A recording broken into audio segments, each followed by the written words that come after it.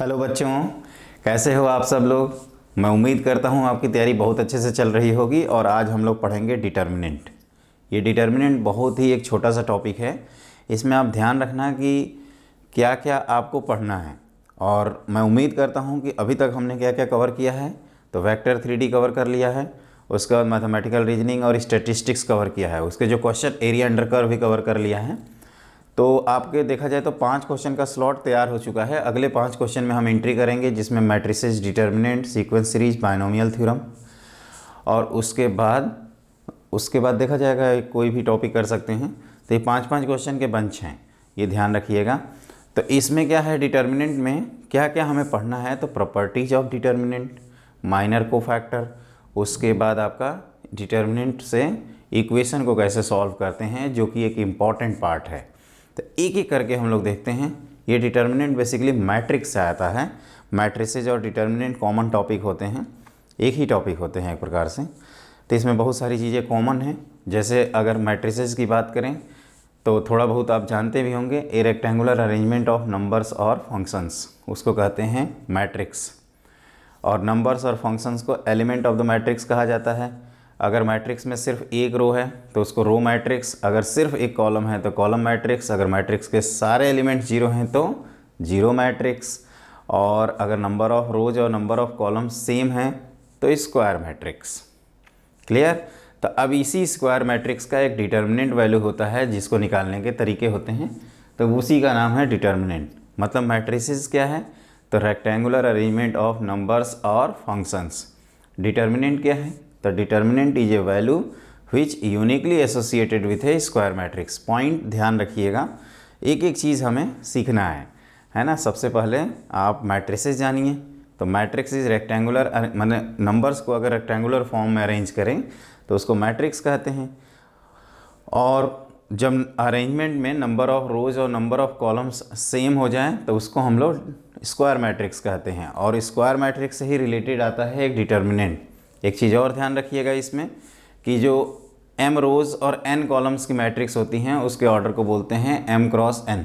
तो डिटर्मिनेंट सिर्फ और सिर्फ स्क्वायर मैट्रिक्स के लिए डिफाइंड है। और ये हमारे पास ये हमको सिर्फ 2 क्रॉस 2 एंड 3 क्रॉस 3 के लिए पढ़ना है। तो टू द पॉइंट बात की जाए तो देखिए, अगर मान लीजिए कोई मैट्रिक्स है A 3 क्रॉस 3 की, A11, A12, A13, A21, A22, A23, A31, A32 और A33, ये है 3 क्रॉस 3 की मैट्रिक्स। इसको हम लोग डायगोनल एलिमेंट्स बोलते हैं, इनको कंजुगेट एलिमेंट्स कहा जाता है। और डायगोनल एलिमेंट्स के सम को कहते हैं ट्रेस ऑफ मैट्रिक्स। तो डिटर्मिनेंट A में क्या होगा, ये वैल्यू ऐसे हो जाएगी A11, A12, A13, A21, A22, A23, A31, A32 और A33। क्लियर। इसकी वैल्यू निकालने का एक तरीका होता है। लेकिन उसके पहले हम आते हैं minor of AIJ, minor of element, या सिंपली माइनर्स लिखते हैं। अब देखो, माइनर किसी भी एलिमेंट का लिखने के लिए, जैसे यहाँ 9 एलिमेंट्स हैं तो 9 माइनर्स होंगे। आपको क्या करना है, MIJ का माइनर के लिए ith रो और jth कॉलम को डिलीट कर देना है। क्या मैंने बोला, M11 का माइनर के लिए फर्स्ट रो और फर्स्ट कॉलम को डिलीट करेंगे, इसको रो कहते हैं। और ये है आपके कॉलम्स। तो फर्स्ट रो फर्स्ट कॉलम को डिलीट करोगे तो ये जो 4 चीज़ें हैं, इसको हम इसी के डिटर्मिनेंट वैल्यू को कहा जाएगा माइनर। तो अगर माइनर हम M11 का निकालें तो हमने इनको डिलीट करके जो लिखा A22, A23, A32 और A33। और 2 क्रॉस 2 डिटर्मिनेंट ओपन करने का तरीका है कि डायगोनल एलिमेंट्स का प्रोडक्ट कर दीजिए minus non diagonal elements A23 into A32। तो ये आपको इस तरह से सीखना है। इसी तरह से अगर आपको माइनर ऑफ M12 निकालना है तो आप फर्स्ट रो सेकंड कॉलम को डिलीट करेंगे तो ये 2 और ये 2 आएंगे। तो A21, A31, A23 और A33, इसको आप ओपन करोगे तो A21 multiplied by A33 -A23 multiplied by A31, इसको कहते हैं M12, मतलब माइनर ऑफ 1 2। इसी तरह से हम 9 माइनर्स निकाल सकते हैं। आपको क्या करना है, जिस एलिमेंट का माइनर निकालना है, एलिमेंट जिस रो या जिस रो और कॉलम में स्टैंड कर रहा है उस पूरी रो और कॉलम को आप क्या करिए, डिलीट कर दीजिए, और जो रिमेनिंग एलिमेंट्स हैं उसके डिटर्मिनेंट वैल्यूज़ में आप जाओगे तो 2 क्रॉस 2 और 3 क्रॉस 3 के डिटर्मिनेंट आएंगे। 2 क्रॉस 2 डिटर्मिनेंट को डायरेक्ट ओपन कर देते हैं, 3 क्रॉस 3 के लिए माइनस को फैक्टर की ज़रूरत पड़ती है। तो इस तरह से हम लोग 9 माइनर्स निकाल सकते हैं। कोफैक्टर ऑफ Aij, इसकी सिंपल सी डेफिनेशन है, Cij लिखते हैं इसको, और ये -1 to the power i plus j times Mij रहता है, जहाँ पे Mij, where Mij is minor of Aij। ये जो Aij है उसी का Mij माइनर है। और आप ध्यान से देखो बच्चों, तो ये -1 to the power i plus J, I और जे हमारे क्या है, नेचुरल नंबर हैं। तो i प्लस जे क्या होगा, या तो इवन नेचुरल होगा या तो ऑड नेचुरल होगा। अगर इवन नेचुरल नंबर रहता है तो ये माइनर और कोफैक्टर सेम होते हैं, और अगर ऑड नेचुरल है i प्लस जे तो कोफैक्टर होगा नेगेटिव ऑफ माइनर। जैसे माइनर आया है 5 तो कोफैक्टर -5 हो जाएगा when i plus J is odd. मतलब कौन कौन से पोजीशन के लिए माइनस आएगा, तो दिस, ये, इसके लिए, मतलब टोटल 9 पोजीशन है, जिसमें 6 पोजीशंस के लिए, 5 के लिए, 1 2 3 4 5 के लिए आपका प्लस, और जो आपके 4 हैं उसके लिए माइनस। ये ध्यान रखिएगा, इसीलिए हम लोग याद करिए तो जैसे बोलते हैं ना, plus minus plus minus plus plus, alternate जो बोलते हैं वो यही है basically, -1 to the power i plus J. -1 to the power i plus J में i प्लस जे अगर इवन है तो आपका प्लस, और ऑड है तो माइनस।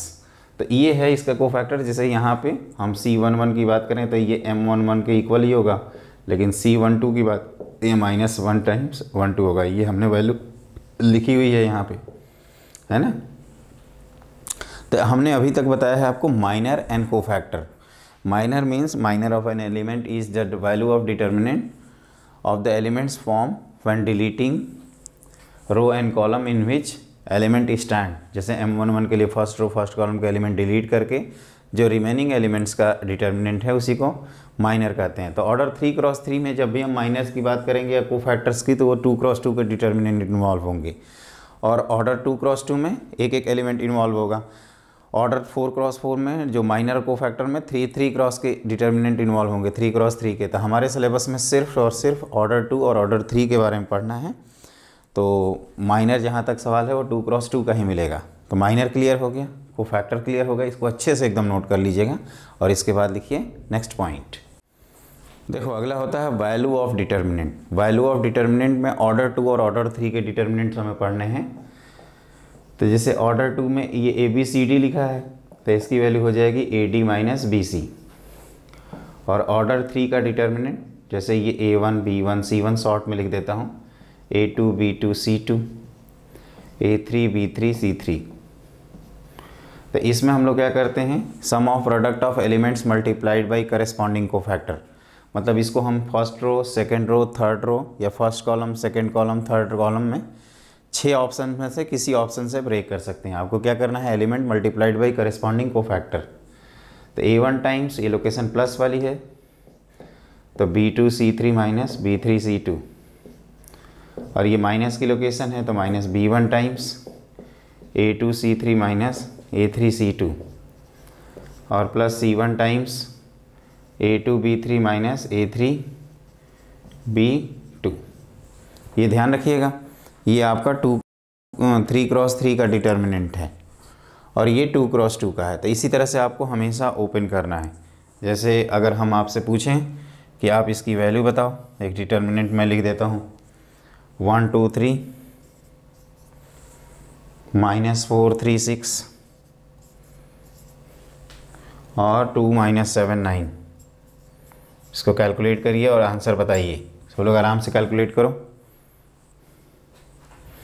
तो देखो कहोगे कि सर इसको मल्टीप्लाई फर्स्ट रो के लॉन्ग या किसी भी रो के लॉन्ग ओपन करिए।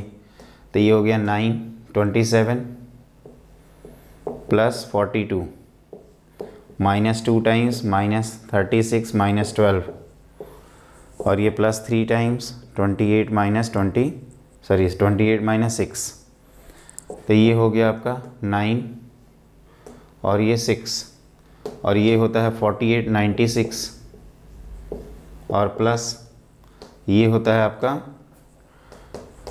22 66, तो ये आ गया 6 6 12 9 1 12 और 9 होता है 21 कैरी 2 और 6 6 12 11 12 के बाद 14 और 9 23, तो ये आएगा 231। तो इस तरह से आपको डिटर्मिनेंट को ओपन करना है। एक चीज़ ध्यान रखिएगा, अगर हम डिटर्मिनेंट को डेल्टा से डिनोट करते हैं तो आप किसी भी रो या किसी भी कॉलम के अलॉन्ग ब्रेक कर सकते हैं। जैसे हम A1 इंटू C11 लिखे, फिर A2 इंटू C12 लिखे। आप ध्यान से देखिए P1 ये हमने B1 लिखा है और C12, उसके बाद आता है C1 और C13 लिखा। लेकिन अगर हम फर्स्ट रो के एलिमेंट लेते हैं और कोफैक्टर सेकेंड रो का ले लेते हैं इस तरह से B1 C22 और C1 C23, तो इसकी वैल्यू हमेशा क्या आती है? ज़ीरोस। तो ये ध्यान रखना कि अगर एलिमेंट हम फर्स्ट रो का और corresponding cofactor, corresponding word important है, सेकेंड या थर्ड रो का लेते हैं तो वो एक्सप्रेशन हमेशा ज़ीरो आएगा। और इसी तरह से कॉलम वाइज रूल है कि आप कॉलम वाइज ओपन करेंगे तो फर्स्ट कॉलम के थ्रू और करस्पॉन्डिंग कोफैक्टर को मल्टीप्लाई करते हुए आप डिटर्मिनेंट की वैल्यू निकालिए, या आप फर्स्ट कॉलम के एलिमेंट लेते हैं और करस्पॉन्डिंग कोफैक्टर सेकंड या थर्ड कॉलम के लेते हैं तो उस एक्सप्रेशन की वैल्यू हमेशा जीरो आएगी। तो एक चीज़ इसमें इंपॉर्टेंट है कि डिटर्मिनेंट की ओपनिंग में आप ये देखें कि 6 मेथड से आप ओपन कर सकते हैं, इधर first row, second row, third row, या first column, second column, third column. तो आप कहोगे सर इसमें मैक्सिमम जिसमें जीरो इन्वॉल्व रहेगा उस रो या कॉलम के अलावा ओपन करना हमारे लिए बेनिफिशियल रहेगा। तो अब इससे रिलेटेड हमारे पास क्या होती हैं? प्रॉपर्टीज आती हैं, प्रॉपर्टीज़ ऑफ डिटर्मिनेंट। तो लिखिए नेक्स्ट पॉइंट। देखो बच्चों, इसकी टोटल 6 प्रॉपर्टीज़ होती हैं। पहली होती है रिफ्लेक्शन प्रॉपर्टी, दूसरी होती है स्विचिंग प्रॉपर्टी, तीसरी होती है स्केलर मल्टीपल प्रॉपर्टी, फिर फोर्स प्रोपोर्शनलिटी प्रॉपर्टी, फिर समेशन प्रॉपर्टी और प्रॉपर्टी ऑफ इनवेरिएंस। तो हमने 2 प्रॉपर्टी लिखी हैं। ये पहली प्रॉपर्टी कहती है कि अगर डिटर्मिनेंट के सभी रोज़ को सभी कॉलम्स में इंटरचेंज कर दिया जाए तो उसकी वैल्यू पे कोई फ़र्क नहीं पड़ेगा। जैसे पहली प्रॉपर्टी का एक्सप्लेनेशन अगर हम बात करें तो मैं ये कह रहा हूँ कि मान लीजिए एक डिटर्मिनेंट है D, A1 B1 C1, A2 B2 C2 और A3 B3 C3, 3 क्रॉस 3 का है। और एक डिटर्मिनेंट हमने D1 लिखा है जिसमें A1 B1 C1 ऐसे लिख दिया, A2 B2 C2 और A3 B3 C3। तो ये दोनों डिटर्मिनेंट आपके क्या होंगे? सेम होंगे। D1 और D बेसिकली इक्वल होगा। इसी को कहते हैं आपका D1 और D रिफ्लेक्शन प्रॉपर्टी। मतलब अगर डिटर्मिनेंट के रोज़ और कॉलम को इंटरचेंज किया जाए, यहाँ पे जो फर्स्ट रो है first column, second row second column, third row third column बन चुका है, तो इसकी वैल्यू पे कोई फ़र्क नहीं पड़ेगा। दूसरी प्रॉपर्टी ये कहती है कि अगर कोई भी 2 रो या कोई भी 2 कॉलम को इंटरचेंज करेंगे तो एक माइनस साइन आ जाएगा और वैल्यू ऑफ डिटर्मिनेंट में सिर्फ नेगेटिव का फ़र्क पड़ेगा। जैसे इसकी वैल्यू 5 है और हमने R1 R2 के एलिमेंट्स को इंटरचेंज किया है तो वैल्यू -5 आ जाएगी।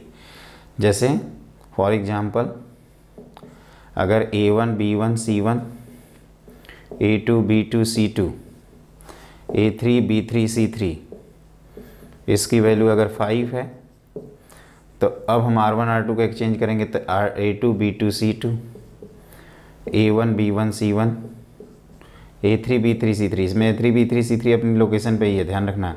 तो इसकी वैल्यू हो जाएगी -5। लेकिन अगर मैं इसी में पूछ दूं कि A3 B3 C3, A1 B1 C1 और A2 B2 C2, तो अब हमने क्या किया? इसी में हमने इसको एक्सचेंज कर दिया तो एक और माइनस साइन, मतलब ये +5 हो जाएगा। तो इसमें नंबर आप ऐसे कह सकते हो -1 to the power number of interchange multiplied by old determinant is the new determinant. तो ये है the value of determinant remains unchanged if rows and columns are interchange. मतलब रोज़ को कॉलम से इंटरचेंज करने पे कोई फ़र्क नहीं पड़ता है। और इसको हम लोग इनडायरेक्टली या डायरेक्टली पहले से ही ये जानते हैं कि आप डिटर्मिनेंट को आइदर फर्स्ट रो और सेकंड रो और थर्ड रो या first column second column third column of order 3×3 open कर सकते हैं। और ये दूसरी प्रॉपर्टी हम लोगों को कॉमन लेने में यूज़ करेगी। तो ये हो गया आपके 2 पॉइंट। अब आप लिखिए नेक्स्ट पॉइंट। देखो बच्चों, पहली थर्ड प्रॉपर्टी हमने ये लिखा है कि आप डिटर्मिनेंट में अगर किसी नंबर से मल्टीप्लाई करना हो तो किसी एक रो या किसी एक कॉलम में नंबर से मल्टीप्लाई कर देते हैं। तो उसी चीज़ को हमने लिखा है कि if all the elements of a row और column are multiplied by the same number then determinant is multiplied by that number. मतलब अगर आपको ये ऐसे दिया हो A1 B1 C1, ये D की वैल्यू है, A2 B2 C2 और ये A3 B3 C3, तो आप इसमें K से अगर मल्टीप्लाई करना चाहते हैं तो उसका रूल है कि कोई भी एक रो या एक कॉलम में मल्टीप्लाई कर दीजिए। तो जैसे हमने फर्स्ट कॉलम मल्टीप्लाई करने का सोचा तो K1 K2 K3 और बाकी कहीं नहीं करेंगे, B1 B2 B3 और यहाँ C1 C2 C3। इसको हम 2 तरीके से यूज़ करते हैं। ज़्यादातर केसेस में हमें कुछ कॉमन दिखता है तो हम उसको डिटर्मिनेंट के बाहर कर देते हैं। तो जैसे इसको K को बाहर करेंगे तो बाकी D दिखेगा, तो इसी की वैल्यू क्या हो जाएगी, K टाइम्स D हो जाएगी। अगला होता है बच्चों कि अगर इसमें से कोई भी 2 रो या कोई भी 2 कॉलम प्रोपोर्शनल है। प्रोपोर्शनल का मतलब उनका रेशियो सेम है। जैसे मान लीजिए R1 R2 प्रोपोर्शनल आते हैं। जैसे इस तरह का डिटर्मिनेंट दे गया A1 B1 C1 और ये K times A1 K times B1 और K टाइम्स C1 दे गया और ये A3 B3 C3, तो इसकी वैल्यू हमेशा क्या हो जाएगी, 0 हो जाएगी। फोर्थ प्रॉपर्टी वो प्रॉपर्टी है जिसके थ्रू हम लोग डायरेक्टली डिटर्मिनेंट की वैल्यू 0 लिख सकते हैं। इसमें हमें सिंपलीफाई करने की ज़रूरत नहीं पड़ती है। याद रखना प्रोपोर्शनलिटी कांस्टेंट आपका 1 भी हो सकता है। जैसे ये रेशियो ले रहे हैं ना 1/k 1/k 1/k, तो 1/k ऑल्सो इक्वल टू 1, वो तो रेशियो है। अगला हमने ये लिखा है कि if each element of any row और column is expressed as sum of 2 और more terms then determinant can be applies split as sum of more determinants. देखो ये क्या है, जैसे फर्स्ट रो को हमने ऐसे अगर लिख दिया B1 + Y C1 + Z और ये A2 B2 C2 और ये A3 B3 C3, तो यहाँ पे फर्स्ट रो के जो एलिमेंट्स हैं वो सम ऑफ 2 टर्म्स में ब्रेक है ना, तो हम लोग इस डिटर्मिनेंट को सम ऑफ 2 डिटर्मिनेंट्स में ब्रेक कर सकते हैं। A1 B1 C1 A2 B2 C2 और A3 B3 C3। ये हमने क्या किया, तो ये हमने A1 B1 C1 A2 B2 C2 A3 B3 C3 को इस तरह से लिख दिया। अगला जो बच गया है X Y Z, फिर A2 B2 C2 A3 B3 और ये C3। तो आप इसको ओपन करना हो तो आप इसको फर्स्ट रो के लॉन्ग ओपन कर देना और इनको ओपन कर देना, आपको आंसर मैच कर जाएगा। एक चीज़ ध्यान रखना, जैसे A1 + X है तो यहाँ A1 है, यहाँ X है। ये B1 + Y है तो यहाँ B1 यहाँ Y, यहाँ आप Y और यहाँ B1 भी लिख सकते हैं। और दूसरी इंपॉर्टेंट चीज़, ये सेकेंड और थर्ड रो आपके सेम हैं। तो जब हम लोग फर्स्ट रो के लॉन्ग ओपन कर रहे हैं तो डिटर्मिनेंट सम ऑफ 2 एलिमेंट्स हैं तो सम ऑफ 2 डिटर्मिनेंट्स में आया। यहाँ सम ऑफ 3 एलिमेंट्स रहता तो सम ऑफ 3 डिटर्मिनेंट्स में आता। लेकिन उन सभी डिटर्मिनेंट का मतलब LHS और RHS वाले डिटर्मिनेंट का जो सेकंड और थर्ड रो होता है वो सेम होता, अदरवाइज़ आंसर गलत आ जाएगा। तो इसमें इंपॉर्टेंट 2 पॉइंट हैं। एक तो ये है कि सेकंड और थर्ड रो तीनों में सेम है, और दूसरा कि आप A1 और X को आप एक्सचेंज भी कर सकते हैं। इससे रिलेटेड अपनी अगली प्रॉपर्टी है जो कि क्वेश्चन सॉल्विंग में काफ़ी ज़्यादा यूज होती है। तो ये हमने बताया K से मल्टीप्लाई करने का रूल, ये प्रोपोर्शनल हो तो 0 और ये सम के थ्रू स्प्लिट करना। इसी से इंस्पायर्ड होकर बनता है समेशन ऑफ डिटर्मिनेंट्स, जो कि बहुत रेयर आता है। अब आप लिखिए नेक्स्ट पॉइंट। देखो प्रॉपर्टीज ऑफ इनवेरिएंस क्या है बच्चों, जैसे D अगर एक डिटर्मिनेंट है A1 B1 C1 A2 B2 C2 A3 B3 C3 और एक D1 लिखता हूँ A1 + lambda times A2 B1 + lambda times B2 C1 + lambda times C2 और ये A2 B2 C2 और ये A3 B3 C3। समझिएगा ये क्या है। जो D1 डिटर्मिनेंट है सेकंड वाला, उसको ऑब्टेन कर रहे हैं D से by applying R1 equal to R1 plus lambda plus R2। तो आप ऐसे कह सकते हैं D1 is obtained from D by applying R1 की value R1 plus lambda times R2। मतलब R1 लिखिए और लैम्डा टाइम्स R2 करके, और जो रिजल्ट है उसको R1 की जगह पे रिप्लेस कर दीजिए। R1 इक्वल टू कहते हैं, वैसे पढ़ते हैं इसको R1 रिप्लेसेस बाई, तो यही मिलेगा। अब D1 को अगर आपको ब्रेक करना है तो अभी हमने पढ़ा था कि इसको A1 B1 C1 और इसको lambda A2 lambda B2 lambda C2 और ये A2 B2 C2 और ये A3 B3 C3 और यहाँ A2 B2 C2 और A3 B3 C3। आप ध्यान से देखिए, ये जो है डिटर्मिनेंट, इसकी वैल्यू तो जीरो हो जाएगी, और ये फर्स्ट क्या है, ये आपका डिटर्मिनेंट D के इक्वल हो जाएगा। क्लियर? तो ये है प्रॉपर्टीज ऑफ इनवेरिएंस। इसमें R1 equal to R1 plus lambda times R2 plus mu times R3 करते तो 3 डिटर्मिनेंट्स का सम होता सिमिलरली, अदर 2 जीरो हो जाते क्योंकि इस केस में फर्स्ट और सेकेंड रो प्रोपोर्शनल है, अगले केस में फर्स्ट और थर्ड रो प्रोपोर्शनल होती और D1 की वैल्यू D के इक्वल आ जाती। एक चीज़ और ध्यान रखिएगा कि इफ़ अगर हमने R1 की जगह पे x times R1 plus y times R2 करते तो यहाँ पे x कॉमन आता तो x टाइम्स, मतलब उस केस में मान लीजिए D2 लिखते हैं तो वो x टाइम्स D हो जाएगा, और हम चाहते हैं कि D2 D बना रहे तो x must be equal to 1। तो जिस रो को रिप्लेस करते हैं उस रो का कोफिशिएंट आपको 1 लिखना होगा। अगर आप कुछ और लिखते हैं, जैसे 2 लिखते हैं, 3 लिखते हैं, तो आपको डिटर्मिनेंट की वैल्यू उतने टाइम्स मिल जाएगी। आप ये लिख सकते हैं कि R1 replaces R1 plus y R2 then the value of determinant becomes x times of original 1। क्या होता है? x times. तो ये जो पहले से छः प्रॉपर्टीज़ हैं, मतलब आप डिटर्मिनेंट के रोज़ और कॉलम को इंटरचेंज करेंगे तो कोई वैल्यू पे फर्क नहीं पड़ेगा। कोई 2 रो या कोई भी 2 कॉलम प्रोपोर्शनल है तो वैल्यू 0, कोई भी 2 रो को एक्सचेंज करेंगे तो एक माइनस साइन, के से मल्टीप्लाई करना होगा तो किसी एक रो या किसी एक कॉलम में स्प्लिट करना होगा, इनवेरिएंस की प्रॉपर्टी। तो ये सभी प्रॉपर्टीज हम लोग सिंप्लीफिकेशन के पॉइंट ऑफ व्यू से यूज़ करते हैं, और हमें कुछ स्पेशल डिटर्मिनेंट्स आपको याद रखने हैं, और इसके बाद हम लोग बढ़ेंगे system of equations by determinant method, जो कि बहुत ही ज़्यादा इंपॉर्टेंट है। तो लिखिए नेक्स्ट पॉइंट।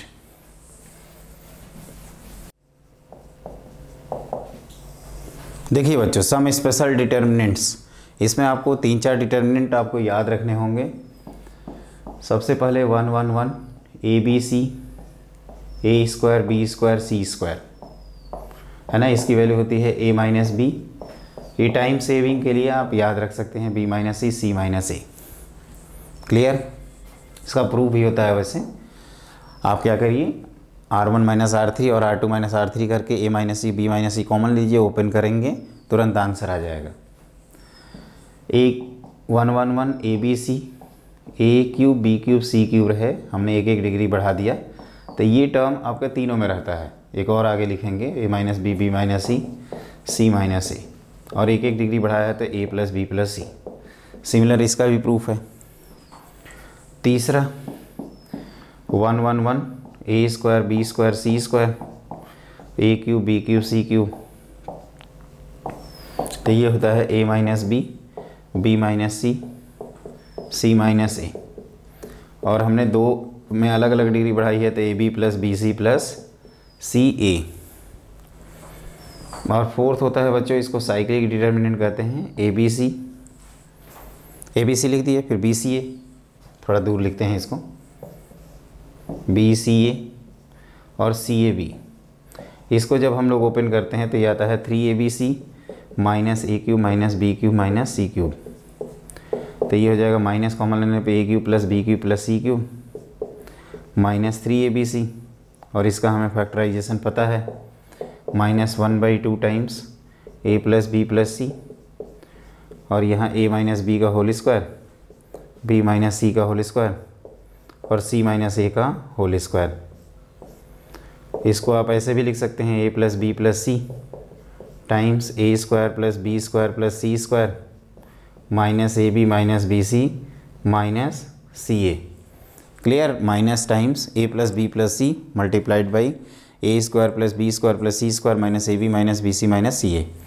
तो ये रहा आपका A minus B minus C minus A का तरीका, मतलब इसकी value A minus B minus C minus A minus B minus C minus A plus B plus सी, क्योंकि एक एक डिग्री बढ़ा है इसमें, दोनों में अलग अलग डिग्री, तो आप ऐसे याद रख सकते हैं, दो दो अलग अलग टर्म आ रहे हैं। और ये डायरेक्टली ओपन करोगे तो ये आएगा, डायरेक्टली ओपन करोगे तो आएगा, इसमें कोई याद वाद करने की ज़रूरत नहीं है। और फिर आप इसका फैक्टराइजेशन बड़ी आसानी से कर सकते हैं। तो इसमें क्वेश्चन ऐसे आया हुआ है कि अगर A B C sides of scalar triangle है, मतलब अनइक्वल साइड्स वाले ट्रायंगल है, तो इस डिटर्मिनेंट की वैल्यू क्या होगी? तो उसमें क्या होगा कि ये सारे टर्म्स पॉजिटिव आएंगे, लेकिन बाहर नेगेटिव के कारण स्ट्रिक्टली लेस देन 0 आ जाएगा डिटर्मिनेंट की वैल्यूज़। तो ये है आपके सम स्पेशल डिटर्मिनेंट्स। इनके जितने प्रूफ हैं वो 6 प्रॉपर्टी के थ्रू किए जाते हैं। हम लोग प्रूफ पार्ट पे नहीं जाएंगे, इसको याद रखेंगे। अब लिखिए नेक्स्ट पॉइंट। देखो बच्चों, मैंने बोर्ड पे क्वेश्चन लिख रखा है, if determinant is equal to A plus B X times X minus A का whole square then ordered pair of A minus B G A comma B is equal to. हमें क्या करना है, left hand side वाले determinant को simplify करना है। क्या करना है? सिंप्लीफाई। तो स्टार्ट करते हैं। तो ये लिखा है x माइनस 4 2x, ऐसा हम लोग बोर्ड लेवल पे क्वेश्चन करते हैं। 2x x माइनस 4, ये 2x x माइनस 4। हम लोग एक चीज़ नोटिस कर रहे हैं कि इन सबका सम क्या है, कांस्टेंट आ रहा है। तो आप क्या करिए, C1 की जगह पे C1 plus C2 plus C3 कर दीजिए, या R1 की जगह पे R1 plus R2 plus R3 करके, और जो कॉमन आया उसको बाहर कर दीजिए। तो ये कॉमन कितना आएगा? 5x minus 4। ध्यान से देखना, 5x माइनस 4 कॉमन। तो अब क्या होगा, जो बचेगा यहाँ पे 1 1 1, ये 2x x minus 4 2x x minus 4। क्या किया हमने, फिर से बता देता हूँ, हमने सबको ऐड कर दिया और यहाँ लिख दिया। तो 5x माइनस 4 कॉमन आया तो उसको बाहर किया, तो वो 1 1 1 दिख रहे हैं। अब आप क्या करिए, इस 1 से इन दोनों को 0 बना सकते हैं। तो आप ये लिख सकते हैं बाई R1 की जगह पे R1 minus R3 and R2 की जगह पे R2 माइनस R3। तो ये जो डिटर्मिनेंट है 5x माइनस 4, इस 1 से इन दोनों को 0 बनाइए, तो ये 0 0, ये x प्लस 4, फिर ये 0, ये माइनस x माइनस 4, और ये x प्लस 4, और ये 1 2x x माइनस 4। ओपन कर दीजिए, तो 5x plus minus 4 multiplied by x plus 4 का होल स्क्वायर। तो आपको देख के क्या लग रहा है कि a आपका माइनस 4 है और b क्या है, 5 है। बस इतना ही करना है आपको। एक बार अच्छे से देखिए इसको, कंसेप्ट क्लियर हुआ? क्या किया, तो हमने ये लिखा है C1 C2 C3 को ऐड करके यहाँ लिखा, फिर जो कॉमन आया उसको बाहर कर दिया, फिर ये जो टर्मिनोलॉजी है x minus 4 2x x minus 4 2x x minus 4, उसको हमने इस तरह से लिखते गए और फिर इस 1 से बाकियों को 0 बनाते गए और हमारा कंप्लीट आंसर आ गया। क्लियर? तो ये हम इस तरह से लिखते हैं। सही है? 100%। एक बार देख लीजिए अच्छे से। ये आपका आया है JEE मेन 2018 में, और ये बहुत ही आसान सा क्वेश्चन है, इत्मीनान से करेंगे तो हो जाएगा, है ना। अब आप लिखो नेक्स्ट पॉइंट। देखो बच्चों, जो अगला हेडिंग है वो है सिस्टम ऑफ लीनियर इक्वेशंस। जैसे आपको कई सारे लीनियर इक्वेशंस दिए जाएं तो उसको आप कैसे सॉल्व करेंगे या उसका नेचर ऑफ सॉल्यूशन कैसे पता करेंगे। तो इसमें हमारे पास 2 वेरिएबल और 3 वेरिएबल्स के क्वेश्चन मिलेंगे। तो सबसे पहले जो भी सिस्टम दिया जाता है, सिस्टम को अगर हम सॉल्व कर लेते हैं तो उसी को कहते हैं सिस्टम इज़ कंसिस्टेंट, और सिस्टम को अगर हम सॉल्व नहीं कर पाते हैं तो कहते हैं सिस्टम इज़ इनकंसिस्टेंट। तो ये 2 चीज़ें पहले लिखेंगे हम लोग। सिस्टम आपका इनकंसिस्टेंट है, इनकंसिस्टेंट का मतलब होता है नो सॉल्यूशन, यहाँ पे कोई सॉल्यूशन नहीं है। सिस्टम इज़ इनकंसिस्टेंट का मतलब नो सोल्यूशन, और यहाँ कंसिस्टेंट का मतलब हो जाएगा eight least one solution, eight least one solution. Clear? तो कंसिस्टेंट हो गया, इनकंसिस्टेंट हो गया। अब यहाँ पे क्या है, दो पार्ट होते हैं। पहला होता है आपका एग्जैक्टली वन सोल्यूशन। देखो जैसे दो स्ट्रेट लाइन हैं या तीन प्लेन हैं, अगर दो स्ट्रेट लाइन की बात करें तो दोनों लाइन आइडेंटिकल होंगी तो इन्फाइनाइटली मेनी सोल्यूशंस। ये बेसिकली करना क्या है ना, ये जो सिस्टम ऑफ इक्वेशंस हैं इसमें आपको लाइन या प्लेन आएंगे। अगर 2 वेरिएबल्स है तो स्ट्रेट लाइन, 3 वेरिएबल्स है x y z तो प्लेन। तो आपको नेचर ऑफ लाइन और प्लेन से डिसाइड करना है। तो कंसिस्टेंट सिस्टम का मतलब कि अगर दो स्ट्रेट लाइन है और कंसिस्टेंट है और मिनिमम एक सोल्यूशन, एटलीस्ट वन सोल्यूशन का मतलब एक सोल्यूशन एग्जिस्ट करेगा। अब ये नेचर ऑफ प्लेन और नेचर ऑफ स्ट्रेट लाइन पे डिपेंड करता है दोस्तों, कि अगर नेचर ऑफ स्ट्रेट लाइन है तो आइडेंटिकल लाइन हो गई तो इनफाइनाइट सोल्यूशन, और नेचर ऑफ प्लेन में आइडेंटिकल प्लेन हो गए या प्लेन एक लाइन पे इंटरसेक्ट कर गए तो इनफाइनाइट सोल्यूशन। तो ये एक होता है exactly one solution, exactly one solution, और यूनिक सोल्यूशन जिसको हम लोग कहते हैं। जैसे लाइन पॉइंट पे इंटरसेक्ट कर जाएं, प्लेन्स भी पॉइंट पे इंटरसेक्ट कर जाएं, जैसे X Y Z X Y plane, Z X plane और वाई जेड प्लेन ओरिजिन पे इंटरसेक्ट करते हैं। और यहाँ होता है infinitely many solution, infinitely many solutions. Clear? तो कंसिस्टेंट का मतलब एग्जैक्टली वन सॉल्यूशन और यूनिक सॉल्यूशन, और दूसरा होता है इनफाइनाइटली मेनी सॉल्यूशंस। अगला होता है इनकंसिस्टेंट का मतलब नो सॉल्यूशन। तो देखो ध्यान से, अब हमें क्या क्या पढ़ना है। जो हमें पहला केस पढ़ना है कि दो स्ट्रेट लाइन अगर हैं तो उनको कैसे सॉल्व करेंगे। a1x plus b1y plus c1 equal to 0 या इक्वल टू c1 लिख सकते हैं। हम लोग इसको लाइन वाले कंसेप्ट से ही करेंगे। b2y plus c2 equal to 0। दूसरा केस होता है non homogeneous system of equations, जिसमें तीन प्लेन रहेंगे a1x plus b1y plus c1z equal to d1, a2x plus b2y plus c2z equal to d2, और a3x plus b3y plus c3z equal to d3। आपको 3D vector में याद होगा case 3, ये होता है a1x plus b1y plus c1z equal to 0, फिर a2x plus b2y plus c2z equal to 0, और a3x plus b3y plus c3z equal to 0 again. तो ये आपको ध्यान रखना है। दो स्ट्रेट लाइंस आएँ या दो प्लेन्स आएँ या लाइन और प्लेन्स आएँ, इनको आपको आराम से सॉल्व करना होगा। देखिए ये दो स्ट्रेट लाइंस हैं तो लाइन या तो इंटरसेक्टिंग हो सकती हैं, या तो पैरेलल हो सकती हैं, या तो आइडेंटिकल हो सकती हैं। ये तीन प्लेन, अब इन दोनों में अंतर क्या है, तो d1 d2 d3 को हमने यहाँ पे 0 0 0 कर दिया। तो इसको हम लोग लिखते हैं non homogeneous system of equations, क्योंकि ये 1 डिग्री टर्म है और यहाँ 0 डिग्री टर्म है, और इनमें से मिनिमम एक नॉन जीरो होना चाहिए। अगर ये तीनों जीरो हो गए तो कहेंगे कि ये दोनों सिस्टम सेम हो जाएगा और होमोजीनियस सिस्टम ऑफ इक्वेशंस में आंसर चला जाएगा। तो इसको ध्यान रखेंगे बच्चों।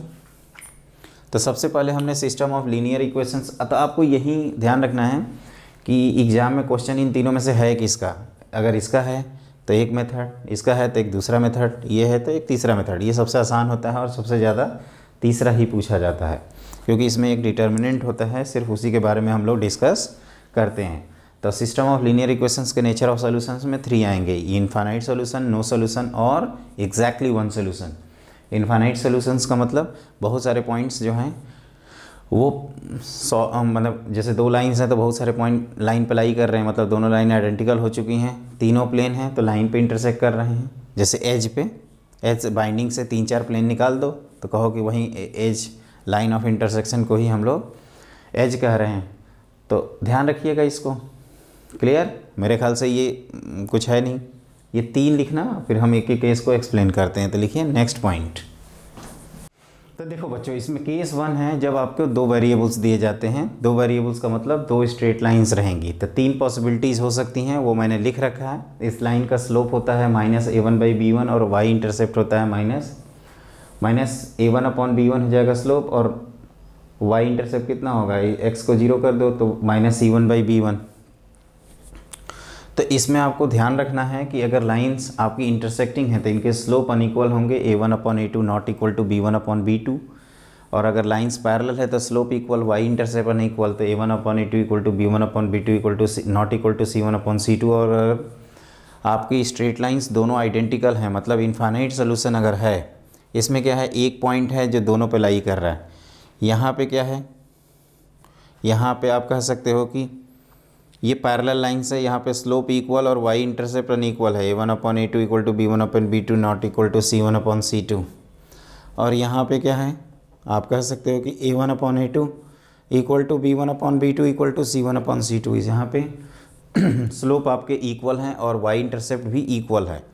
तो आपको कभी भी कहा जाए ये क्या है, तो यूनिक सॉल्यूशन, ये नो सॉल्यूशन और ये इनफाइनाइट सॉल्यूशन।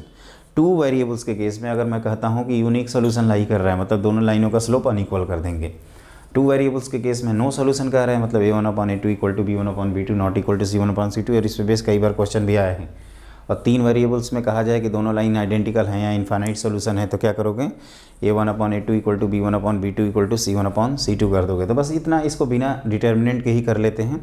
अब हम लोग अगला लिखते हैं, और लिखिए नेक्स्ट पॉइंट। देखिए बच्चों, जो दूसरा केस है वो है non homogeneous system of linear equations. इसमें बहुत सारी चीज़ें हमने पहले से ही लिख रखी हैं।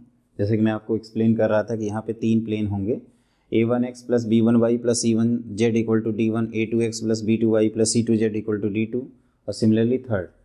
ये तीनों में से अगर मिनिमम एक भी नॉन जीरो है तो इसको नॉन होमोजीनियस कहेंगे, अगर तीनों जीरो हो गया तो होमोजीनियस। तो यहाँ चार डिटर्मिनेंट होते हैं। ये जो एक्स वाई जेड के कोफिशिएंट्स हैं ना, इनसे जो बनाएंगे उसको डिटर्मिनेंट डेल्टा कहते हैं, या डी लिख सकते हैं। फिर ये नया डिटर्मिनेंट है, इसमें हमने क्या किया, एक्स वाले टर्म्स को हटा के कांस्टेंट टर्म्स लिख दिया, D delta x. Similarly y वाले हटाया तो डेल्टा वाई, और जेड वाले हटाया तो डेल्टा जेड। तो इसको X equal to delta X by delta, Y equal to delta Y by delta, और Z equal to delta Z by delta. इसको कहते हैं क्रैमर रूल, है ना, या मेथड ऑफ डिटर्मिनेंट। हम लोग मेनली इसी को यूज़ करते हैं, क्रैमर्स रूल। तो इसमें होता क्या है, बेसिकली ये प्रूफ कैसे होता है। तो जैसे अगर आपको x से मल्टीप्लाई करना हो इसमें, तो आपने ये सीखा है कि आप a1x, a2x, a3x, और ये b1 b2 b3, और ये c1 c2 c3। अगर मैं पूछूं कि आप क्या करिए, c1 की value c1 plus x y time c2 plus z time c3 कर दीजिए, तो a1x plus b1y plus c1z। तो आप कह सकते हो कि sir x into delta basically क्या हो जाएगा, ये d1 d2 d3, और ये b1 b2 b3, और ये c1 c2 c3। हमने एक स्टेप डायरेक्टली लिख रखा है। आप कह सकते हो कि पहले ये स्टेप लोगे तो a1 फर्स्ट कॉलम की जगह पे a1x plus b1y plus c1z, यहाँ a2x plus b2y plus c2z, और a3x plus b3y plus c3z, उसको d1 d2 d3 लिखेंगे।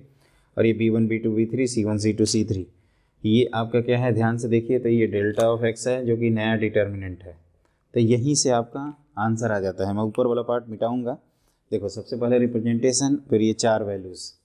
अब क्या होता है बच्चों, इसमें एक ही साथ बता देता हूँ कि इसमें तीन केसेस राइज होते हैं। पहली बात तो हम लोगों ने x into delta equal to delta of x, y into delta equal to delta of y, और z into delta equal to delta of z, इस तरह से सिमिलरली ला सकते हैं। तो केस 1 होता है कि अगर डेल्टा आपका नॉन जीरो है, तो आप कह सकते हो कि x की value delta x by delta, y की value delta y upon delta, और z की value delta z by delta ला सकते हैं। क्लियर। तो इसको कहते हैं unique solution.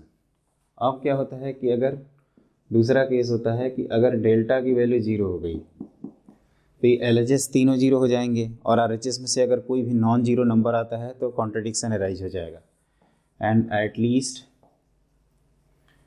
One of delta x comma delta y comma delta z is non zero, then contradiction की वजह से नो सॉल्यूशन, ध्यान रखिएगा इसमें। और तीसरा केस होता है कि अगर सबके सब जीरो हो जाएं, delta equal to delta x equal to delta Y equal to delta z equal to सभी के सभी जीरो, देन यहाँ पे दो पॉसिबिलिटीज आती हैं। एक आपका इनफाइनाइट सॉल्यूशन भी हो सकता है, इनफाइनाइट सॉल्यूशंस, और एक होता है नो सॉल्यूशंस। इस नो सॉल्यूशन पे हम स्टार मार्क कर दे रहे हैं ताकि दोनों में डिफरेंस समझ में आए। तो देखो सबसे पहले आप क्या करना, डेल्टा निकालना। डेल्टा क्या था, तो एक्स वाई जेड के जो कोफिशिएंट्स हैं उससे 3 डिटर्मिनेंट बना लेंगे। अगर वो नॉन जीरो आता है तो यूनिक सॉल्यूशन, नॉन जीरो आया कंफर्म। डेल्टा अगर जीरो आ जाता है और delta x delta y delta z में से कोई एक नॉन जीरो आता है तभी भी कंफर्म नो सॉल्यूशन। प्रॉब्लम तब होती है जब चारों के चारों जीरो होते हैं, तब हम लोग सोचते हैं कि नो सॉल्यूशन टिक करें या इनफाइनाइट सॉल्यूशन टिक करें यहाँ पे। तो इसमें क्या करते हैं बच्चों, हमने 3 इक्वेशंस लिखा था ना, तो आप क्या करिएगा, कोई भी 2 इक्वेशन से आप तीसरे के 2 इक्वेशन से एक्स वाई को जेड के टर्म्स में सॉल्व करके तीसरे में पुट करना। क्या मैंने बोला, कोई भी 2 इक्वेशन से एक्स वाई को जेड के टर्म्स में सॉल्व कर सकते हैं और तीसरे इक्वेशन में रख सकते हैं। अगर वो ऑलवेज सेटिस्फाइड होगा तो इनफाइनाइट सॉल्यूशन, और अगर सेटिस्फाइड नहीं होगा तो नो सॉल्यूशन। हमेशा फॉल्स आएगा तो नो सॉल्यूशन, हमेशा ट्रू आएगा तो इनफाइनाइट सॉल्यूशन।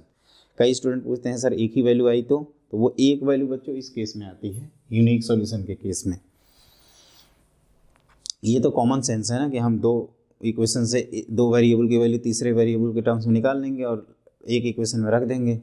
अगर वो इक्वेशन सेटिस्फाई हो जाती है तो इनफाइनाइट, नहीं होती है तो नो। इस तरह से आपको याद रखना है। Clear.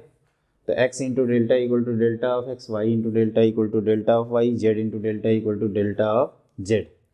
If delta equal to zero, तो हमने क्या कहा कि इसमें 3 केस एकदम straight forward. Delta not equal to zero unique solution, delta equal to zero और उन तीनों में से delta x delta at least one of delta x delta y delta Z not zero, no solution. All zero, then we solve x y in terms of z and put the value in third equation। Third कोई भी हो सकता है आपके हिसाब से। if satisfy the x value of z for all real then या all values then infinite solution, if does not satisfy then no solution। बस इतना ही होता है इसमें, इसको अच्छे से नोट कर लीजिएगा। और आप लिखिए नेक्स्ट पॉइंट।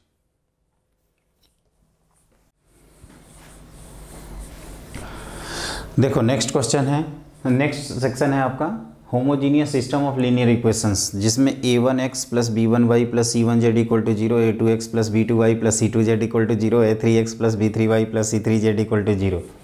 तो यहाँ पे आप कह सकते हो बच्चों कि आप डेल्टा की वैल्यू निकालोगे तो ये आ जाएगा a1 b1 c1, a2 b2 c2, a3 b3 और ये आ जाएगा c3। क्लियर।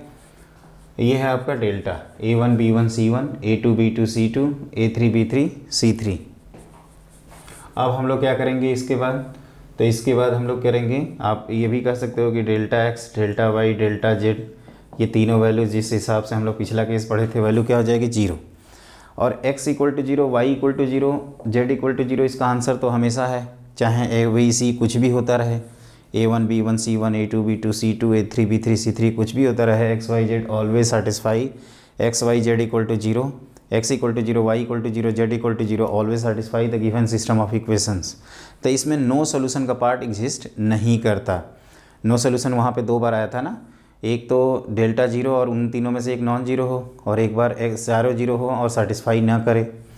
यहाँ पे क्या होता है, नो सोल्यूशन आता ही नहीं है, तो सिर्फ और सिर्फ एक ही सोल्यूशन आता है, यूनिक सोल्यूशन। 2 केस बनते हैं, या आपका इनफाइनाइट सोल्यूशन। तो डेल्टा अगर नॉन जीरो है तो x की वैल्यू जीरो, y की वैल्यू जीरो, z की वैल्यू जीरो आ जाएगी। x equal to zero, y equal to zero, z equal to zero only. तो इसको कहते हैं हम लोग only one solution, only one solution. और अगर डेल्टा आपका जीरो आ जाता है, दूसरा केस, सेकंड केस होता है पहला, ये हमने लिख दिया, और दूसरा केस होता है कि इफ़ डेल्टा की वैल्यू जीरो आ जाती है देन आपके एक्स वाई जेड आप निकालोगे तो आपके एक तो जीरो जीरो जीरो, ये ऑब्वियसली आंसर है, और इसके अलावा भी बहुत सारी वैल्यूज़ आएंगी। तो नॉन ऑब्वियस वैल्यूज़ आ रही हैं वो हमें देखना पड़ेगा कि सेटिस्फाई करेंगे कि नहीं, इसलिए इसका नाम है नॉन ट्रिवियल। और इसको बोलते हैं ये ऑब्वियस सोल्यूशन आ रहा है और ये तो हम लोग बिना सॉल्व किए ही बता सकते थे, तो इसी को कहते हैं ट्रिवियल सोल्यूशन। तो जब भी ट्रिवियल सोल्यूशन का केस है तो डेल्टा की वैल्यू नॉन जीरो कर देना और नॉन ट्रिवियल में डेल्टा की वैल्यू जीरो कर देना है, थोड़ा अपोजिट है, इसको ध्यान रखिएगा।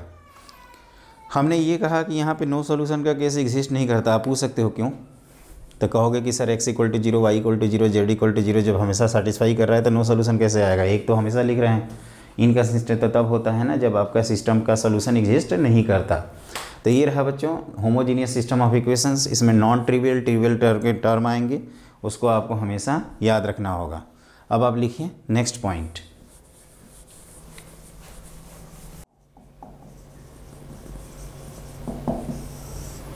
अगला देखिए application of determinant in coordinate geometry में सबसे पहला आता है एरिया ऑफ ट्रायंगल। ये है x1 y1, ये x2 y2 और ये x3 y3। तो एरिया की वैल्यू हो जाती है 1/2 times determinant of x1 y1 1, x2 y2 1, x3 y3 1। एक चीज़ ध्यान रखना है, एरिया एक पॉजिटिव क्वांटिटी है तो हमेशा एब्सोल्यूट वैल्यू ऑफ डिटर्मिनेंट को आपको पिक करना है। अगर एरिया गिवन है तो प्लस माइनस साइन दोनों लेंगे कैलकुलेशन के पॉइंट ऑफ व्यू से। जैसे एरिया 5 है तो डिटर्मिनेंट की वैल्यू हम लोग 5 और -5 लेते हुए कैलकुलेशन करेंगे। और तीसरा होता है कि अगर कोलिनियर पॉइंट्स हैं तो एरिया की वैल्यू क्या हो जाएगी 0। कोलिनियर पॉइंट्स हैं तो एरिया की वैल्यू क्या हो जाएगी 0। अगला होता है इसमें बच्चों multiplication of determinant. Multiplication of determinants. अब हम लोग दो डिटर्मिनेंट्स को मल्टीप्लाई करना चाहते हैं तो ये तभी मल्टीप्लाई कर सकते हैं, एक तो वैल्यू वाइज मल्टीप्लाई करना हो, जैसे एक की वैल्यू 5 है दूसरे की वैल्यू 6 है तो 5 निकाला 6 निकाला, 5 × 6 30 कर दिया। लेकिन अगर हम चाहते हैं कि दो डिटर्मिनेंट का मल्टीप्लिकेशन डिटर्मिनेंट के फॉर्म में ही हो तो उन दोनों को सेम ऑर्डर का होना नेसेसरी है। तो आप ऑर्डर 2×2 को 2×2 से और 3×3 को 3×3 से मल्टीप्लाई कर सकते हैं। जैसे ये L1 M1 और ये L2 M2। हमने 2×2 को 2×2 से मल्टीप्लाई किया तो आंसर भी 2×2 का ही आएगा। तो ये A11 A12 एक बार लिख देते हैं समझाने के पॉइंट ऑफ व्यू से। तो इसमें हम लोग क्या करते हैं, हमारे पास 4 ऑप्शन रहते हैं, रो बाई रो करना, रो बाई कॉलम करना, कॉलम बाई रो करना और कॉलम बाई कॉलम करना। तो हम लोग इसको प्रीफर करते हैं क्योंकि मैट्रिसेस में सिर्फ और सिर्फ एक ही ऑप्शन रहता है row by column. Row by column का मतलब फर्स्ट डिटर्मिनेंट का फर्स्ट रो, दूसरे डिटर्मिनेंट का सेकंड कॉलम, वो यहाँ लिख देंगे। कैसे, तो देखो A1 को L1 से मल्टीप्लाई किए, करेस्पॉन्डिंग टर्म होता है प्लस B1 को L2, फिर यहाँ A2 L1 second row first column plus B2 के बाद L2,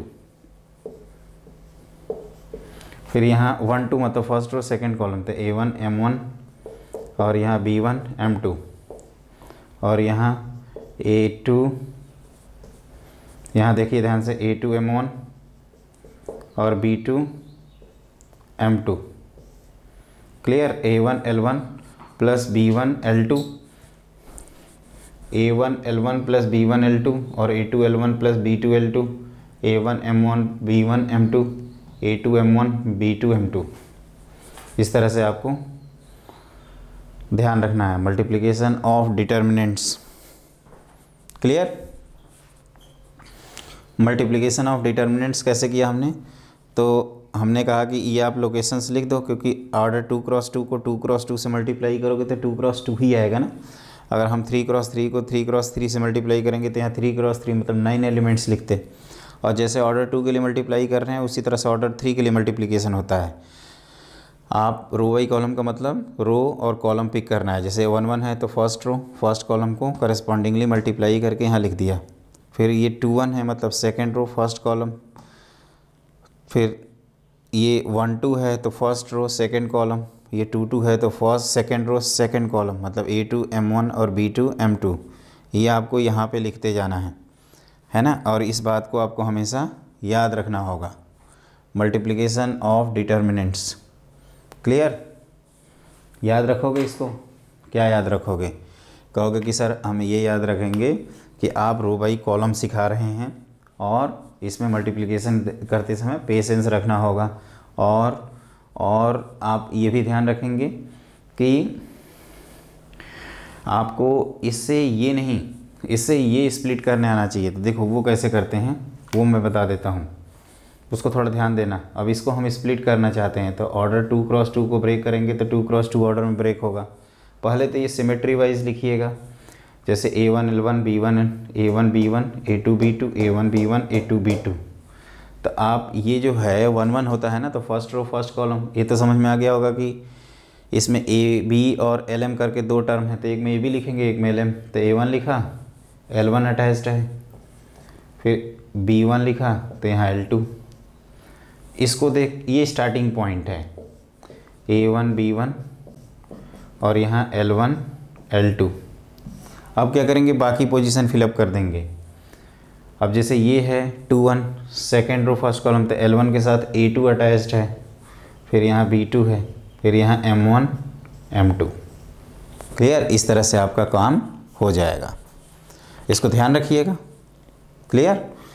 इन दोनों को मल्टीप्लाई करने से ये जो मिल रहा है उसको कैसे हम आराम से लिखते जा रहे हैं। Area of triangle, area of triangle तो बता दिया, और मल्टीप्लिकेशन ऑफ डिटर्मिनेंट। तो आप 2-3 पॉइंट नोट करके लिख सकते हैं। पहली चीज़ तो similarly we can multiply a determinant of order 3। Similarly we can multiply a determinant of order 3। दूसरा point, here we multiplied row by column method. By row by column method, आप we can multiply 2 determinants by row, column by row and column by column method. लेकिन हमने फिर से बताऊं, row by column इसलिए prefer किया है क्योंकि ये हम लोग आगे ज़्यादा यूज़ करते हैं। क्लियर? तो इस तरह से हमारा ये टॉपिक कंप्लीट हो गया है। इसमें एक चीज़ ध्यान रखना कि वैसे वो मैट्रिसेस में आ जाएगा एडजॉइंट वाला पार्ट, कि अगर आपको 2 डिटर्मिनेंट को मल्टीप्लाई करना है और एक डिटर्मिनेंट आपका प्रीवियस डिटर्मिनेंट का कोफैक्टर है, तो दोनों की वैल्यू का एक प्रोडक्ट होता है जिसको हम मैट्रिसेस में लिखवा देंगे। अभी फ़िलहाल में आप इस पे फोकस करिए, है ना, स्पेशली ये मल्टीप्लिकेशन वाले पार्ट को ध्यान रखिएगा। तो अब हमें क्वेश्चंस करना है, अलग अलग टाइप के क्वेश्चन करके कॉन्सेप्ट बिल्डअप करते हैं। अब आप लिखो नेक्स्ट क्वेश्चन।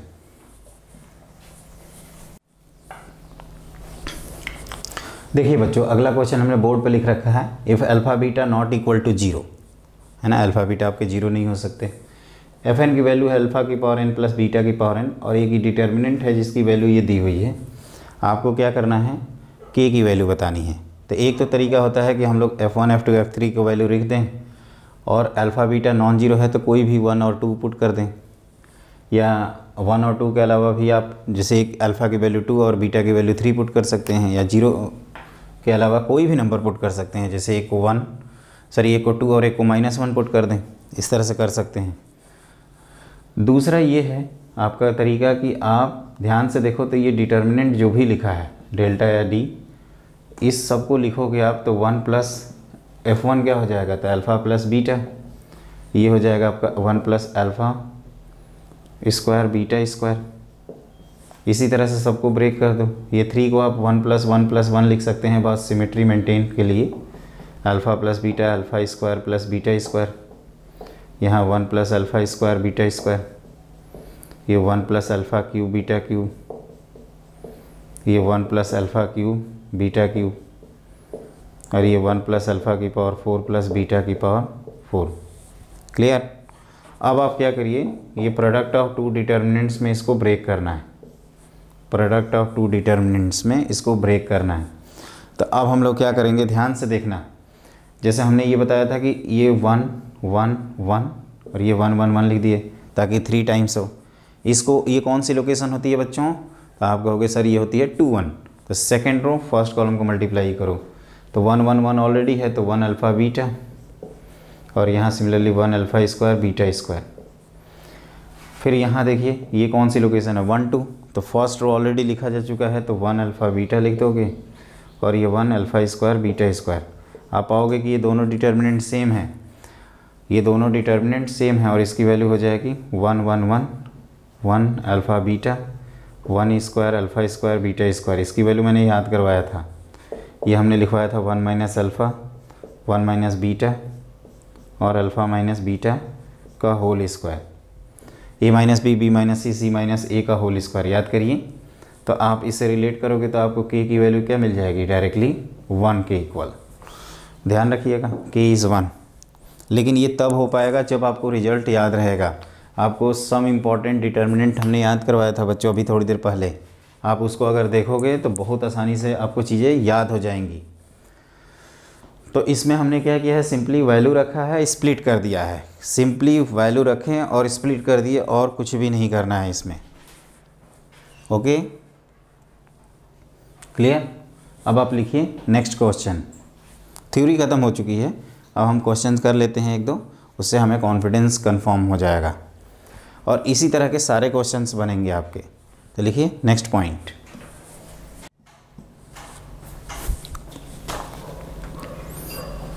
देखिए बच्चों, अगला क्वेश्चन हमने लिखा है, if the system of linear equations, ये आपके सिस्टम ऑफ लीनियर इक्वेशंस है, 2x + 2ay + az = 0, 2x + 3by + bz = 0, 2x + 4cy + ez = 0, where ABC belongs to R, are non-zero and distinct non-zero solution। ABC आपके non zero हैं और non zero distinct solution को, non zero distinct solution इसका exist कर रहा है। अच्छा ये बताइए कि ये होमोजीनियस सिस्टम ऑफ इक्वेशंस है। नॉन जीरो मतलब नॉन ट्रिवियल सोल्यूशन कब एग्जिस्ट करता था, जब डेल्टा की वैल्यू हम लोग क्या करते थे, ज़ीरो। हमने आपको ये बताया था बच्चों कि केवल डेल्टा के बारे में सोचना है। अगर होमोजीनियस सिस्टम ऑफ इक्वेशन है तो और नॉन ट्रिवियल का है तो डेल्टा जीरो कर देना, ट्रिवियल का है तो डेल्टा नॉन जीरो करना, बस इतना ही करना है। तो यहाँ पे हम लोग डेल्टा की वैल्यू क्या कर देते हैं, जीरो। आपके चारों ऑप्शंस में से एक ऑप्शन मिल जाएगा। तो ये क्या लिखोगे, 2 2 2 2a 3b 4c और ये ABC। ओपन कर दीजिए इसको, तो ये 2 टाइम्स 2 तो कैंसिल हो जाएगा finally, 3bc - 4bc - bc minus 2 times again 2ac - 2ac plus 2 times again -bc ab - 3ab -ab equal to 0। तो ये 2 2 2 कैंसिल हो गया, तो ये 2ac equal to b times a plus, तो यहाँ से b की वैल्यू आ जाएगी 2ac upon a plus c की वैल्यू के equal, 2ac upon a plus c। तो since b equal to 2ac upon a plus c आ रहा है, बताओ, तो कहेंगे कि ABC किस में है, HP में है। जब ABC AP में होता है तो B equal to a plus c/2 आता है। जब ABC GP में होता है तो B² इक्वल टू AC आता है। और जब ABC HP में होता है दोस्तों तो B equal to 2AC upon a plus c आता है। तो 2AC upon a plus c को ही हम क्या कह रहे हैं, ABC आर इन HP। तो जब टिक करेंगे तो ये तो हुआ नहीं, और ऐसे भी कह सकते हो कि ये होगा नहीं, ये गलत है, ये भी GP वाला भी गलत है, तो ऑब्वियसली ये सही होना चाहिए। और जब रेसिप्रोकल ऑफ HP टर्म्स कहते हैं तो वो किस में बन जाता है, AP में बन जाता है। तो इस बात को आपको हमेशा याद रखना होगा। कैसे याद रखोगे, तो कहोगे कि सर ये non homogeneous system of equations, sorry homogeneous system of equations था और नॉन जीरो सोल्यूशन कर रहा है, तो डेल्टा इसका जीरो कर दिया और उससे आंसर हमारा कन्फर्म आ गया। अब आप लिखिए नेक्स्ट क्वेश्चन।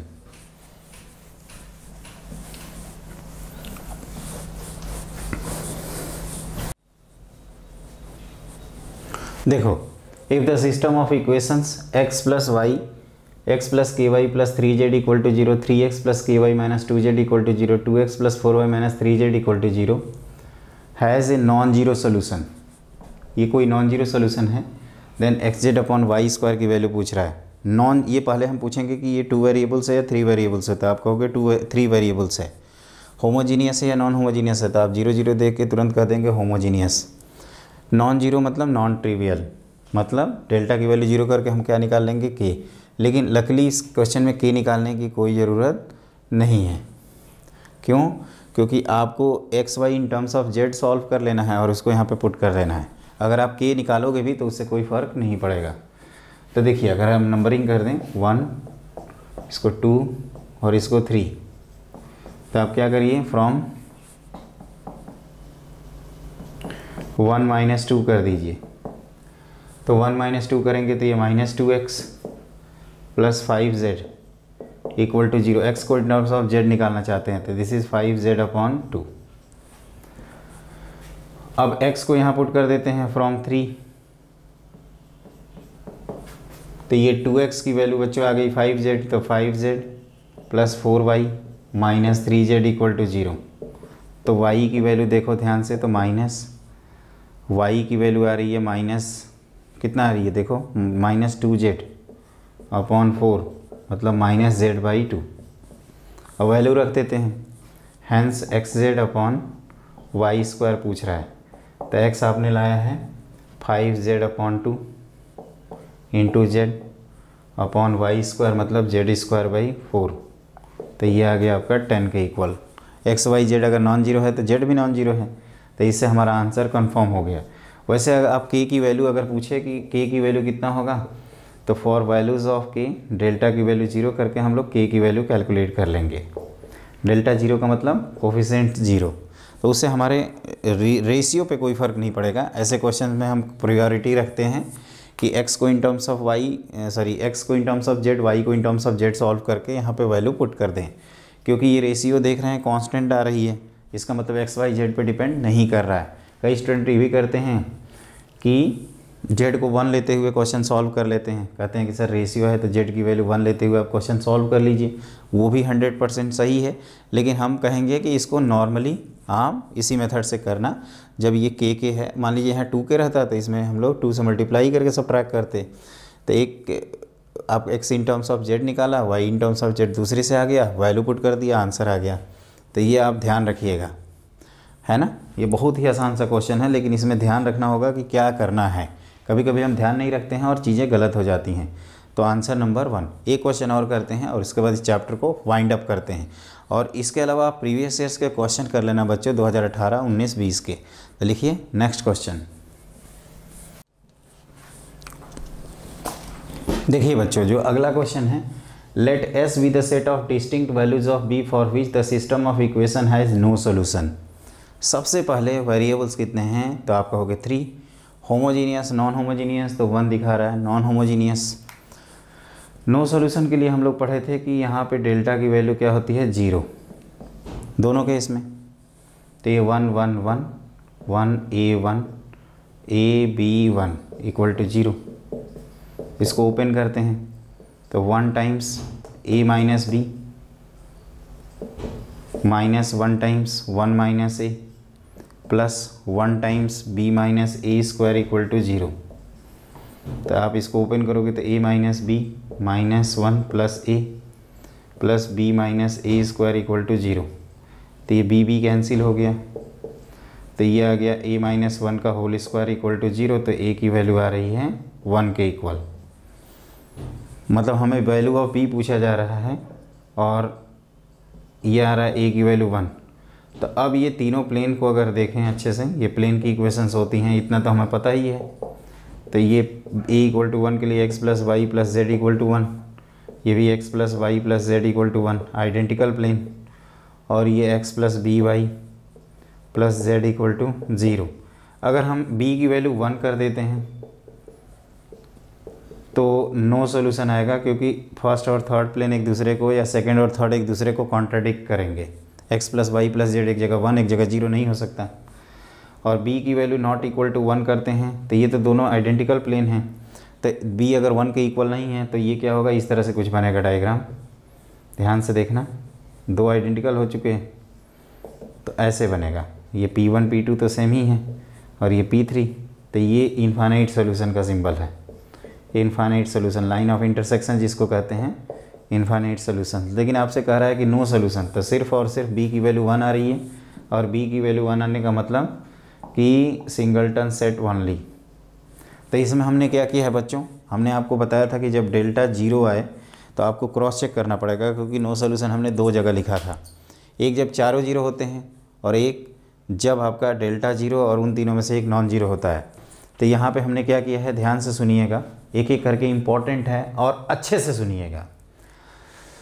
सबसे पहले डेल्टा को 0 किए तो a की वैल्यू 1 आई, a की वैल्यू 1 इक्वेशन में पुट कर रहे हैं, तो सब कुछ b के ऊपर डिपेंड कर रहा है और b के ऊपर ही क्वेश्चन बनाया गया है। जेई 2017 का है, जेई मेन, बहुत ही अच्छा क्वेश्चन है, इंपॉर्टेंट क्वेश्चन है, जो आपको बताते हैं ना कि एक्स वाई को इन टर्म्स ऑफ जेड पुट करो, ये उसी पे है। तो आप तीनों प्लेन्स को देखते हैं तो ये दोनों आइडेंटिकल प्लेन आपको मिल जाता है फॉर ए इक्वल टू 1। अब अगर बी की वैल्यू 1 रखते हैं तो LHS सेम होने के कारण कंट्राडिक्शन अराइज हो जाता है, जिससे हमारा नो सोल्यूशन आंसर आता है। तो no solution for b equal to 1 only. तो सेट में कितने एलिमेंट्स होंगे? सिर्फ ही 1, एक होगा। तो इसीलिए सिंगलटन सेट का है। अगर एक दो ज़्यादा होते तो लास्ट ऑप्शन टिक करते, बहुत सारे हो जाते, इन्फाइनाइट हो जाते तो, और कोई नहीं आता तो सेकेंड ऑप्शन। तो ये मैं कह रहा था कि ये दोनों आइडेंटिकल प्लेन को आप ऐसे बना सकते हैं, ये P1 मान लीजिए और ये P2, दो प्लेन लाइन ऑफ, जैसे ये दो प्लेन हैं तो ये लाइन ऑफ इंटरसेक्शन है ना, बाइंडिंग है ना। जैसे ये देखो, ये जैसे एक प्लेन और ये दूसरा प्लेन, ये क्या है? Line of intersection. तो हम लोग यही किए हैं। तो इस केस में इनफाइनाइट सोल्यूशन आएगा, b इक्वल टू 1 के लिए नो सोल्यूशन आ जाएगा। तो बच्चों हमने जो इंपॉर्टेंट सेक्शन था महारिविजन का वो कंप्लीट करा दिया। अब इसके बाद इस पर क्वेश्चन होता है। तो इसमें क्या क्या इंपॉर्टेंट है एग्जाम के पॉइंट ऑफ व्यू से? सबसे पहले value of determinant of order 3, properties of determinant, important part है मल्टीप्लिकेशन ऑफ डिटर्मिनेंट और system of equations by determinant method, और area of triangle. System of equations में 2 वेरिएबल्स को स्ट्रेट लाइन मेथड से prefer करिएगा सॉल्व करना, क्योंकि वो आसान होता है। और 3 वेरिएबल्स को मैं 2 case non homogeneous, homogeneous. Non homogeneous में D1 D2 D3 में एक नॉन जीरो आता है, और होमोजीनियस में D1 D2 D3 तीनों की वैल्यू 0 होती है। होमोजीनियस में ट्रिवियल और नॉन ट्रिवियल का टर्म आता है। वैसे कई स्टूडेंट ट्रिवियल नॉन ट्रिवियल आपका थर्ड में भी, नॉन होमोजीनियस में भी यूज़ करते हैं, लेकिन वहाँ पे उतना ज़्यादा ऑब्वियस नहीं होता है, इसलिए हम वहाँ पे प्रीफर नहीं करते। तो ये हमने क्लास आपका, अब हम क्लास ख़त्म करने जा रहे हैं। और अच्छे से पढ़िएगा आप लोग, मन लगा के नोट्स बनाते पढ़ते जाइए, एंजॉय करिए, हैप्पी रहिए, स्वस्थ रहिए, मस्त रहिए, पढ़ाई में व्यस्त रहिए। Good luck.